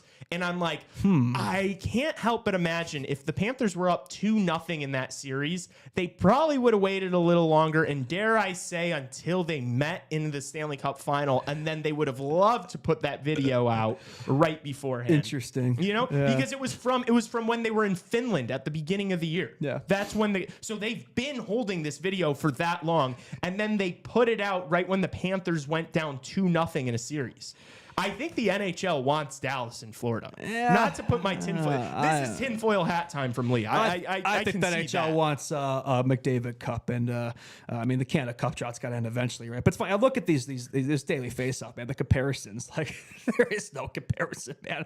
Dallas should have this covered, but it's there's still that seed of doubt, man. There's still that seed of doubt. They've been playing so well, and it's not just McDry. It's not. This Oilers team has been playing well. Their defense has been playing well. Yeah, but how is that going to be against Dallas? Back-to-back shutouts. Yeah, is it going? I mean, I didn't think he would. To be fair, I had my doubts with the Vegas team, but with Dallas, I feel like there are no doubts. So this will be. Look, if they take down Dallas, I think they can take Florida. Okay, so what's your final prediction then? Dallas in how many games? Oh my gosh, because you gotta say it. That's the thing is, it's so easy to say, I think Dallas wins, but how and when? This is the least confident prediction I'll make. I know this entire season. This is the least confident prediction I'll make on this show. Honestly, I kind of want to say Edmonton, but I'm going to stick to my guns. I'm not gonna change my 2. I'm going to stick to it. Dallas in 7 and whatever. Sure. I think I'm going to say Dallas in 7 too, but Connor McDavid. Connor McDavid, if you can hear us, Connor Please McDavid, save us. Please save us, Please Connor save McDavid. us. Yeah, I think we feel probably this exact same way about the series. Would probably rather see the Oilers win. I want the Oilers. Yeah, I agree. That we should be picking the Stars because it just makes sense. Yeah. But acknowledge the fact that the Oilers can. Geez, we're not giving you guys much, and I understand that, but. And I'm the first guy, I am perfectly willing to come on here and put my reputation on the line and confidently pick something. I'm not scared of that. I'm not scared about being wrong in this series. I could give less of a shit if I'm wrong on the show. It's going to happen. Everyone chirps me. It's okay. You live, you learn, you move on, whatever. I just genuinely don't know. I genuinely don't have a good enough read on this series to make a confident prediction. It should be Dallas. It probably won't. 1993, man. It's the last time Canada came away with a cup. So Edmonton is their last chance this year. We shall see if they can pull that off. Otherwise, it's another Southern Cup on the way, which I'm sure all the traditionalists will be seething about. I'll stick to Dallas, but again, like I said, there's no confidence in that pick whatsoever. I mean, there's some, not as much as I would like. Okay, yeah. Now that we got big picture stuff in this series out of the way, Game 1 tonight. Yeah. I am going to be picking Dallas. I know Oilers are coming in hot. They've won 8 of their last 9. I like Dallas in this spot. They're a slight favorite. I think Game 1 at home, super important to come out early in the series, get the win at home. I think Ottinger will be good. I think the Oilers will just be just a little off. And then I can totally see the Oilers bouncing back in game 2. But I'm going to be picking Dallas tonight. What do you think? Yeah, well, I think it's more important for them than Edmonton to win this game, I would say. I mean, you got to take advantage of the home ice, that extra game at home. I think that could be a difference maker for sure. So, yeah, I think this is an important game for them to win, to get off of the home stretch. I think if Edmonton, yeah, like they can be down a series and come back. I'm not really sure if I have that same confidence in Dallas. I feel like if they get off to the rough start, then Edmonton's going to clamp down them as we've seen them do. So I think you got to set the tone here for this game 1, and I will say they will come away with this one. Yeah, I feel pretty safe about that prediction. Yeah. Okay. Fair enough. Yeah. I'm gonna go score prediction. I'm gonna go high scoring. I think high flying. I think it's gonna be 5-3 Dallas. I was just gonna say 5-3 Dallas. I beat you to it. All right, we'll do the agree fest on the show my today. goodness, I'm not gonna let you picking 5-3 not allow me to also say 5-3. This is Dallas. unbelievable. We're disagreeing. Well, I mean, to be fair, No. You know what? Shit. No, I'm gonna disagree with you. I'm gonna disagree. Just like last night, I had a feeling in my stomach that game 1 of that series last night was gonna be a high scoring game in a series that I thought was gonna be a lot of lows. I think this is gonna be the reverse. I think this is gonna be a low scoring game in a series that's going to have more goals than you'd normally think a conference final series would have. So I'm gonna say tonight is gonna be like maybe a slower feel you out process. I'm gonna say 3-1 Dallas tonight. Yeah, and really quick before we move on, I want to acknowledge something in chat. A lot of people are coming in saying that Pagnotta. Clearly they weren't watching us, yes, so now they're coming in when they see the We notification. did cover the fact that Blashill is pretty much as close to official as it gets. We did reports that several minutes ago on the show. All right. Any other thoughts on Dallas, Florida? Well, I think that point you just made is fair because, I mean, the way that series ended against Vegas was very low scoring. So it's like if they keep that style of play going, I could see that starting that way. But I don't know. I just have a feeling against this Dallas team, it's going to be high flying. And that's why I think it's going to be a higher scoring game. But your logic makes sense. I understand where you're coming from there. Yeah. Okay. Moving on to Thursday evening. Tomorrow night, we will be streaming it. Game 2 of the Eastern Conference Finals, the Panthers versus the Hurricanes. Be there for the live stream. Be there for the live stream tonight. It's going to be a lot of fun. We've got Justin back, so it's going to be me and Justin together. I'm more excited for this series than I am for the Panthers-Canes. That I confidently say I have a feeling these games are going to be a little more entertaining because I think you have one entertaining team in the Panthers-Canes series, and you have 2 entertaining teams in this series. I think it's going to be a lot of fun. I could see it being very Dallas, Colorado-esque. You know, it could go either way, so it's going to be a lot of fun. Yeah. Fair enough. I agree. Yeah. Okay. So Panthers, Canes. Is this? I know we love to do this. We love to. Yes. You already know what I'm going to ask. Is game 2 a must-win for the Carolina Hurricanes? Game 2? Yes, it is a must-win for the Canes. Are you kidding me, dude? You're on home ice. You go back to Sunrise down 0-2. It's over. So, yeah, no, this is a must-win game for the Carolina Hurricanes. You can't afford a split.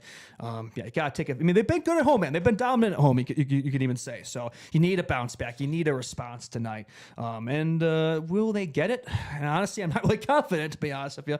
I know you seem pretty confident that will occur, but I think I might shy away from that, honestly. Before we get into that, let me just say one thing about us saying calling games must-wins. I know we've received some criticism for it, but yet again, I will reiterate, once we are wrong on one of these takes, we will stop saying it. We have not been wrong yet. Think back on it. I think it was, I want to say it was game 4 of Jets Stars. It was game 4 in Dallas. We called it a must-win for the Jets. Did they win that game? Oh, they did, right? No. Game 4. Did the Jets win game 4? No, they lost. Yeah. I have a short memory, man. Okay, it's okay. Yeah. Well, I guess I won't throw it back to you then. The Jets lost game 4 and they lost the series, so we were right. I believe game 5 for the Toronto Maple Leafs, we called a must-win for the Leafs. Did they win? No, they lost. Did they win the series? No, they lost. All right, we were correct there.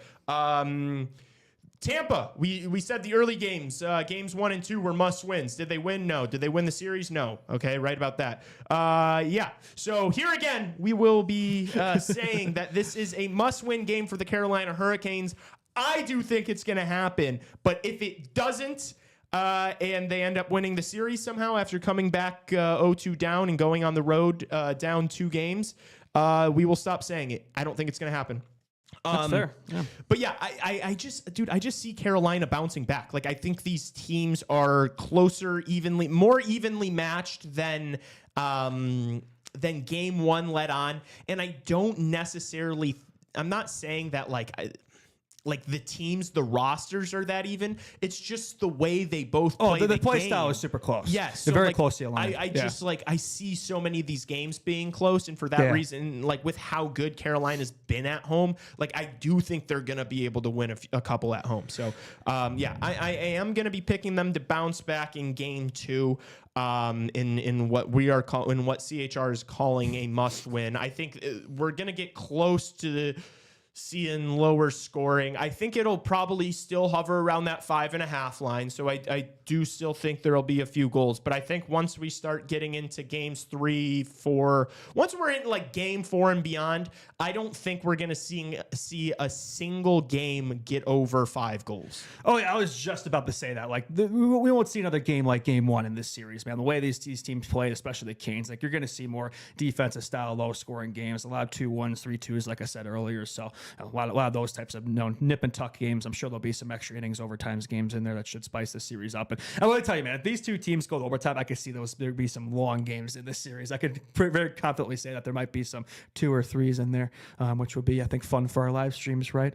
Oh, yeah, we'll love that. Exactly. We'd absolutely love that. But yeah, I still think the Canes' inevitable conference final sell job is on the way. I've seen it too many times. And as you know, Lee, what kind of merchant am I? You're a history I'm a merchant. history merchant. And haven't been proven wrong yet? No, I've been right about my history. I think you have. I think I'm going to What be have been right your here. history takes? I know it was the Leafs, The obviously. Leafs was a big one. The President's Trophy curse was another one.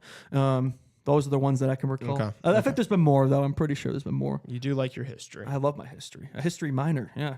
In addition to my major in entrepreneurship in college, yeah. Very good to know. Congratulations I'm an on educated graduation. fellow. Oh, thank you. I appreciate it. Yes. Yeah. I don't know if I said that at the beginning. I said it on the live stream last night. I've said it to you in person. Oh, which it's all is good. more I know you important. mean it. I know you mean Yeah, it. That's all that matters. That's all that matters. Yeah, I appreciate that, Lee. Yeah. Okay. Score predictions. Okay. Well, I'm gonna say, I do think the Canes are gonna win. It's gonna be a gentleman's sweep, in my opinion. So. But if it's 1-1, that's actually tough now that I think about it. No, I said 6. I said it'd be 6 games. Never mind. Sorry. No, so I say the Canes will bounce back in this one. I know I alluded to earlier I wasn't confident in it. I'm making a lot of predictions today. I'm not confident. I'll just put it that way. But I do think the Canes bounce back. I think they get a response. This team is too good. You know, they got to break that If losing you streak take my eventually. score prediction, I'm going to lose my mind. 2-1 Canes. Okay, no, good, thank God. Okay, I do think that this is, as I just said, I do think that there's still going to be some goals in this one. I think that the goals you're going to squeeze out of this series is going to be in games 1 through 4. So I'm going to say 4-2 Canes. I think maybe I'll say 2 goals from Svechnikov.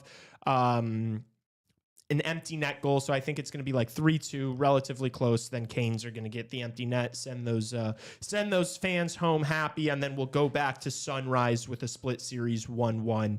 And I think that'll just tee us up for what's going to be, as I predicted, an exciting series. So, I think there you have it. 4-2 from me. You said 2-1. 2-1 Canes. Now, I think they even it up, and then Florida takes both in Sunrise. Canes take game 5, and then Florida takes it at home in game 6. Yeah. Yeah. The odds are, Carolina's a favorite again. So, I love seeing that because everybody's mind, like the most square, like simpleton mind. For all you young sports bettors. Bettors out there, you see a team, come off of embarrassing loss like that, 5-2 at home. They're gonna bounce back. They're gonna play pissed off, and the fact that the book is still having the Canes as a favorite when the entire hockey world and all the bad sports gamblers out there are like, wait, this Florida team is completely has this team outmatched. Like they're so much better than these guys. They're gonna destroy them. This is where the Canes bounce back and win. And so I that's what I see happening, and I will be taking that. I will actually be putting US dollars $50 on the Carolina Hurricanes. And tomorrow. to be fair, like while I am a history merchant, I do think this is the best Canes team we've seen throughout this core run. So if there's a Canes team that's destined to make it more of a fight in the conference finals, I think this is the one. I think they can win, 2 games or so, but I still don't think winning 4 games against this Panthers team. Yeah, good luck, man. Yeah, nobody. Have we heard any? I would assume maybe you haven't, but I guess we should have looked this up. Do we have any word on Chatfield? Because they have Nikishin who didn't play last night, and what's up with that, man? He should have been in the lineup. I wonder if he'll draw back in. Yeah, so it was Scott Morrow, who's a Chicago Wolves product. So there's some ties there with Chicago Arena. Tassos, former Chicago Wolves employee. So he loves to talk about the Wolves. We've heard about Scott Morrow, and so we were cheering for him. I put $4 on him to score because he had Wait, did you actually? I thought you were joking about that. No, I put $4 on him to score. What were the props on that? It was like plus 1,800. It was like $4 to win like $80. So that's what's value. Might as well. Definitely value there. But he had a brutal game. He was cool. The reason they lost, right? Yeah. I mean, he took a penalty, and I think it was a screen or something. I went to one. I'm just joking, man. That's what fans love to do this time of year, where it's like if you lose a close playoff game, it's like it's cool that random depth guy in the forward core, the bottom 6, or the stay-at-home defenseman. That was the reason you lost, not your core guys. So I always found that pretty funny. Yeah, I do think that if they had Nikishin in instead of him, 5-2 Canes win. I'm just kidding. They would have still lost, but that is they would have been closer. Yeah. But like in Justin, I mean seriously, in it's sometimes winning the Stanley Cup playoffs is by the smallest margins, and so if you can't get anything wrong. If you've got a guy that you think is probably a better option, you should go with it, regardless of what his role is on the team. Even if they no passengers, everybody's got to do their part. Exactly. So I would imagine that if Chatfield's not ready to go for game 2, we're going to be seeing Russian. We're going to be seeing Nikishin in instead of Morrow. Although I guess that would be a pretty Brind'Amour Moore thing to do. Would just be like, no, I'm going to stick with this guy because that's the decision I made. I don't know. I could see your point there for sure. And this is not to go back to the other series, but Ekholm, he can return, right? He's pretty close, isn't he? Do we have a word yet on his timetable? Because that can make a big difference for Edmonton, I will say. I don't know either. Like, I feel like we haven't.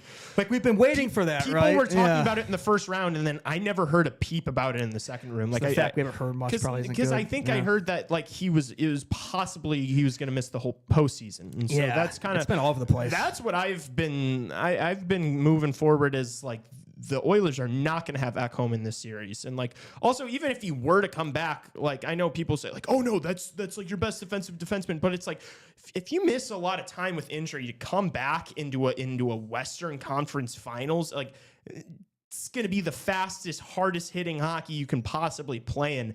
I don't know how effective he even would be if he was able to come back. Yeah, I see your point. Yeah. Want to stick with guys that you're used to and not upset the balance of the lineup, but you probably just ease him back in, right? Obviously, maybe start third pair and work his way back up to the top pair with Bush. Yeah, that's probably what you do. Yeah. I guess you're probably right there. Mm-hmm. And that's a guy, if he's available, even if he's not 100%, you want him in the lineup for sure. Yeah, like Ekholm at best is better than half that decor. To be fair. Yeah. To be fair.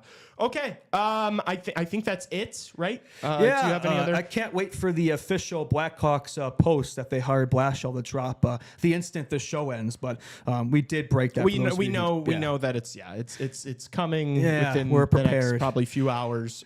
Wonderful news. What a great start to the summer of KD, man. Can't wait to draft Caleb Denoye and sign up Brock Nelson. Should be great. Yeah. Jesus, dude.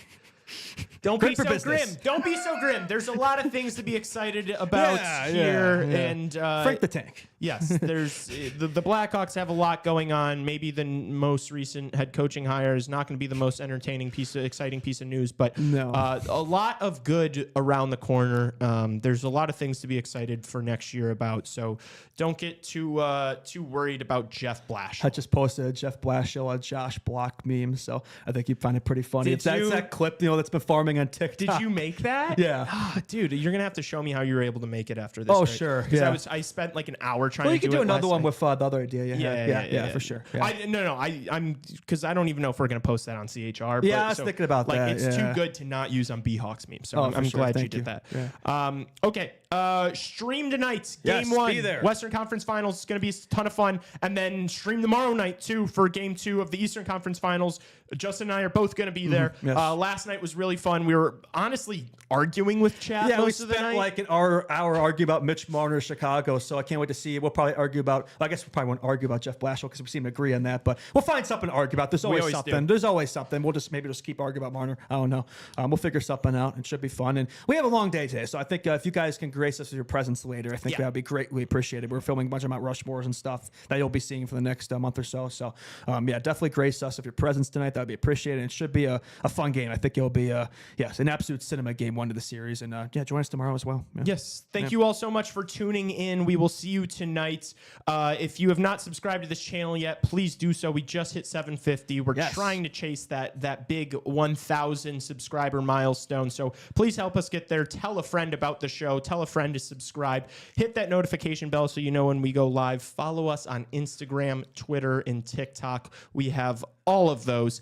And then if you listen to us on Apple Podcasts or Spotify, please give us a 5-star rating and review. All that stuff really, really helps us grow this thing so that we can continue to do this for a long time, because that's all of our dream. We want to do this for the rest of our lives, honestly. We want this to be the gig. I would and, love for this to be the gig. And we need your help to get there. We can't do it alone. We Just can't. like Betsy, we need help, man. Yes, we cannot make this the gig We need without line mates. you. Yeah. But with that being said, all of you out there that have supported us every step of the way and have done all these things Thank you. that we ask for every single We wouldn't be stream, this far without you. we really, really, from the bottom of our hearts, we really do appreciate you guys. So yes, thank you so much. We will see you tonight. Peace. Adios.